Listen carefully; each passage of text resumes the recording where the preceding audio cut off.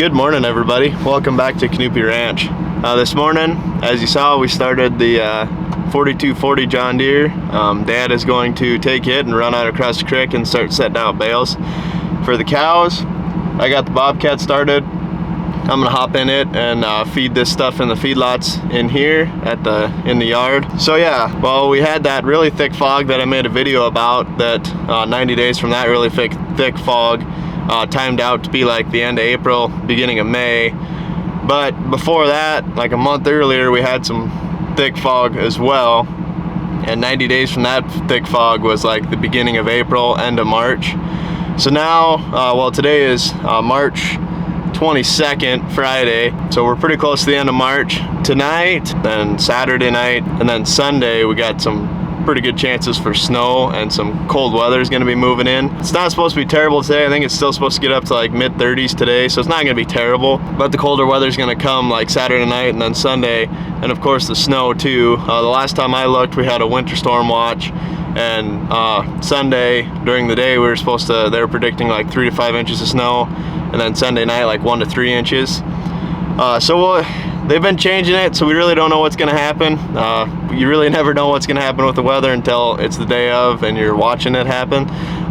So at least we got a pretty good idea that we need to go out and set out bales to make sure that we got some safe spots for the cattle to get into to survive the cold weather, and they got plenty of hay to eat, depending on how long this cold weather will stay. So yeah, then this Sunday we're supposed to get some snow, and then into next week, towards the end of next week, there's another chance of snow and some rain and stuff. So we're gonna have some cold and snowy weather on and off here for about the next 10 days. And so yeah, I guess we'll just see what happens. Now it actually feels like winter. It had been warm for a long time. Like all of March was really warm and beautiful outside. Now we're getting some of that cold weather, but I guess that just goes to show that the old 90 days from a thick fog theory is correct.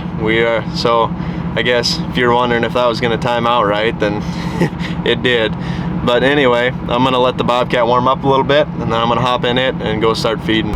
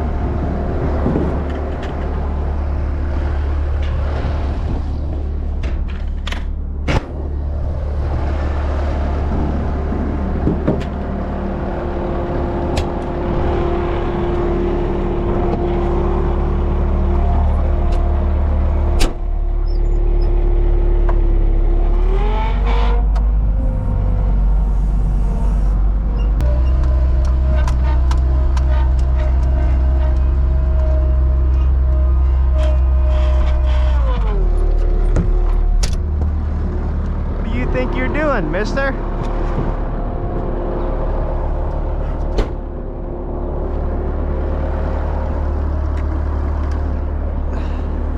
Somebody's excited for some grain.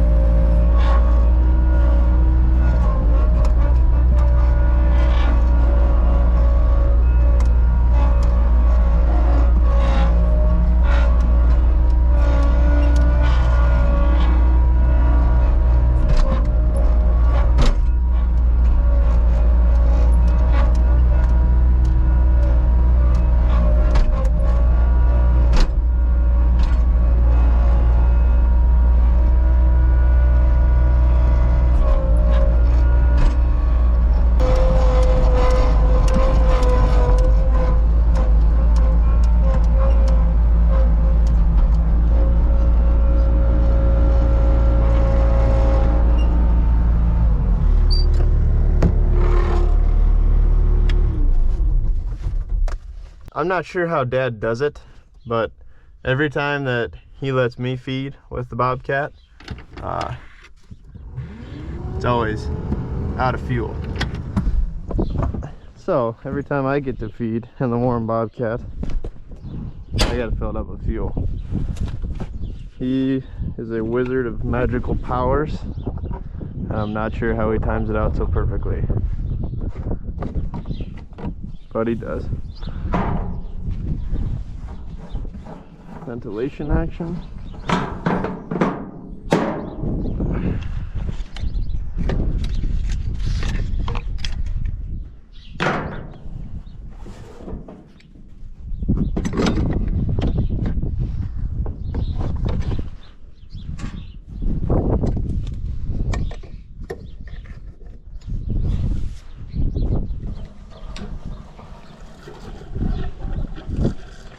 And it's supposed to get cold this weekend and snow and stuff, so it's not a bad thing to have the skid steer filled with fuel in the shop.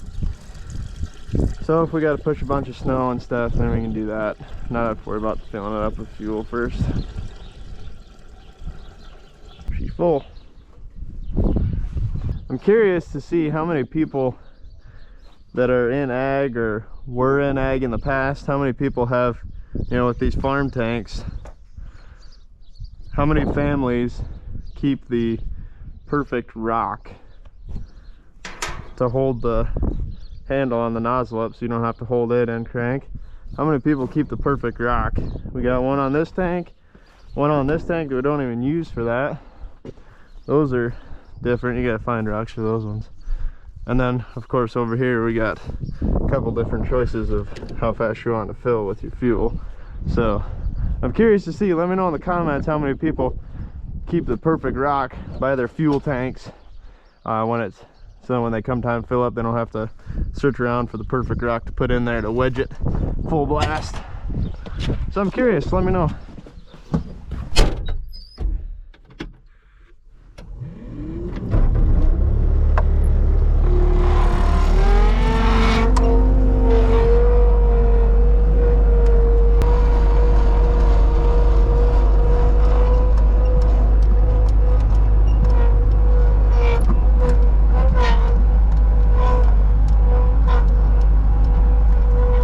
I'm gonna grab a tape measure.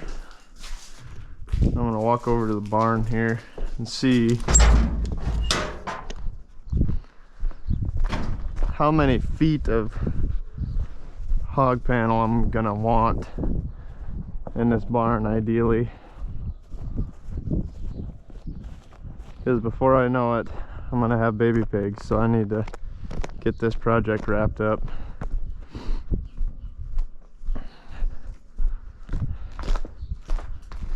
So my plan is to clean this stuff out of this corner here, and I'll just run them panels like that sliding door there. I'll just run them panels that I made right off the corner of that. I'll come straight this way and then just make a little L here, so then I can fill this corner with hay and they'll have a nice windbreak. They'll be inside out of the elements, have a roof over their head. I'll fill it with hay they can burrow into, and then out there I will put just regular hog panel and give them an outside pen as well, just till like May probably, or whenever, you know, it kind of starts to warm up and I don't have to worry about my pigs being outside. So I'm gonna see if I can't hook that door, possibly. Oh, hook something. So like, well, 12 would be 3 panels. 12, at least 12 feet there. And then another,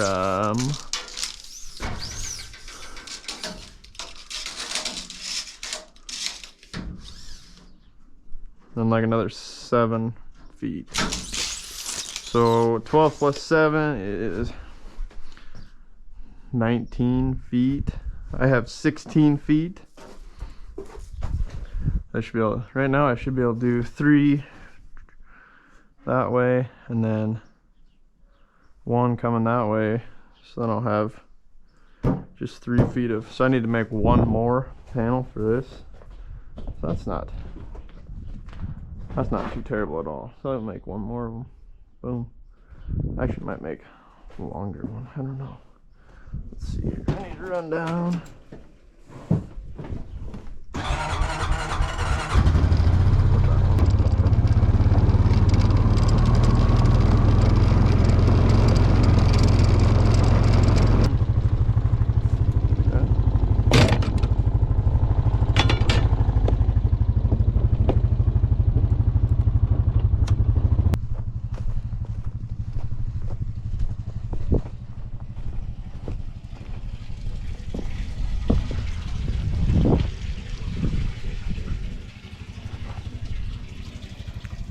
I think I've got time to run up. I don't know. It's pretty full.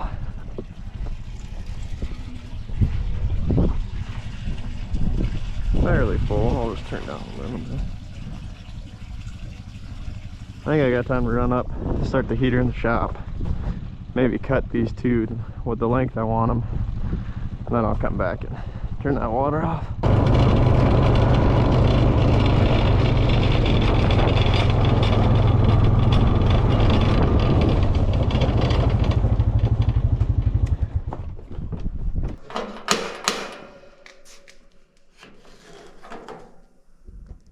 Oh yeah.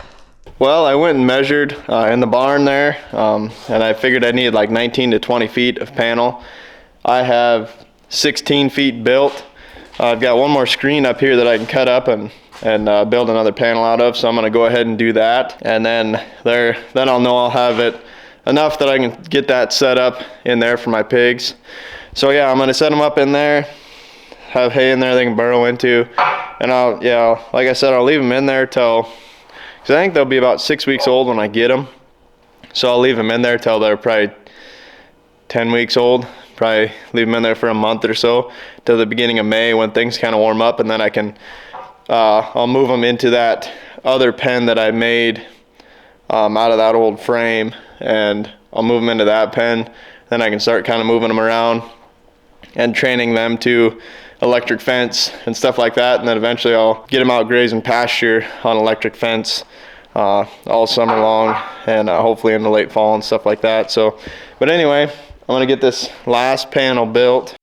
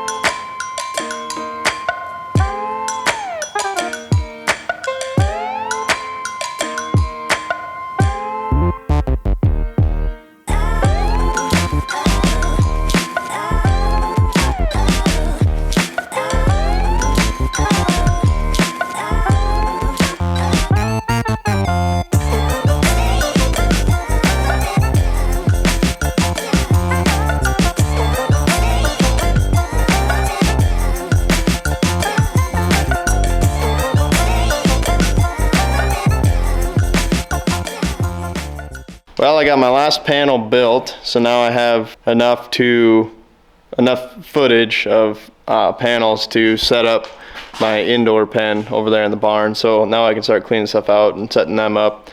I don't know if I'll end up doing that today or not. It's kind of starting to spit snow a little bit, and it's chilly and overcast, so it's not really a super fun day to be outside, but it's still fairly warm at least. So, but anyway, we'll see where the day takes us. All right, so we got the heater turned on in the shop, and Dad and I are going to work on the flatbed again. It's been a while since we worked on it, so I'll give you a little update on what we've got done so far. But we got the whole frame built, and Dad's got the diamond plate, both pieces of diamond plate on and tacked all the way around. He's got them cut, you know, they were just squares, so he's got them cut to the angles of the flatbed, you know, the frame that we made. So then he went and Dad jacked it up and put it on blocks so that we can fit, I believe this is 8-inch stuff that we're going to put on the side here. So this is only 4 inches that we need to cover this. So we'll come down another 4 inches past that, 8 inches total, I guess.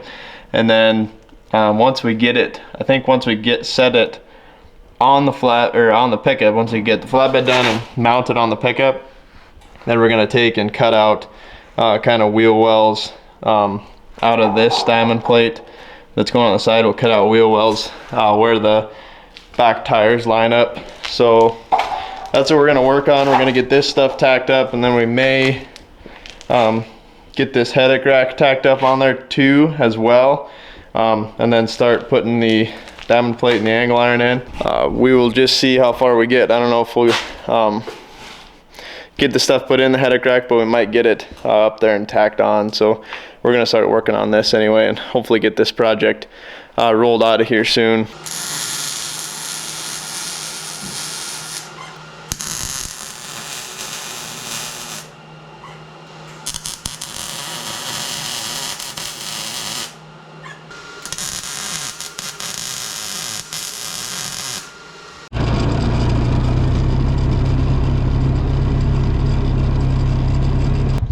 Come down here to check the water, and we had some calves out, and now this one is out again. See, they just, look at that, caught red-handed.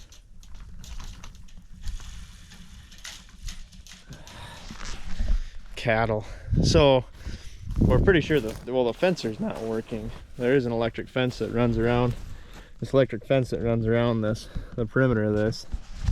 It's not working. So the battery was dead because the solar panel, the wire for the solar panel that charged it was unplugged, so it wasn't getting charged. So it was still just charging the fence out of the battery, but the solar panel wasn't charging the battery, so the battery died. So we got to put a new battery.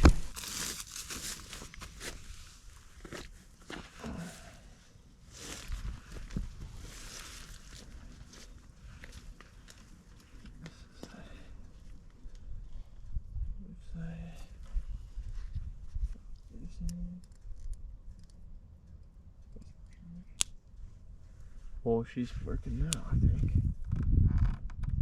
It's really odd. Now it's showing like 3.0, 3.1, which is better than nothing. I just moved the ground to over there instead of there. So this cable here was touching that, and that's what was shorting it out. So I think I'm gonna like take a piece of wire these two together so that that one stays over and then it won't touch it. And then we unhooked this fencer runs this pen and the pen that the heifers are in, this north pen as well, the electric fence in both of them. So we unhooked the wire going to that one, so it's just running the middle pen now. So if they touch it and try to do it again, it'll give them a pretty good shock, and then hopefully they won't do it again. So we're gonna try it. Yeah, there we go. Now she's reading 9.9. So that'll give them a pretty good shock. And then hopefully they'll learn their lesson. We'll probably just leave it like this overnight, and then in the morning we'll put that back on so it runs the electric fence in the north feedlot again. But just for tonight, since there was 3 of them out, then we went back, got a new battery for the fencer, and came back like so. Then within 5 minutes another one climbed out. So we don't want them all climbing out. So hopefully now they'll learn their lesson.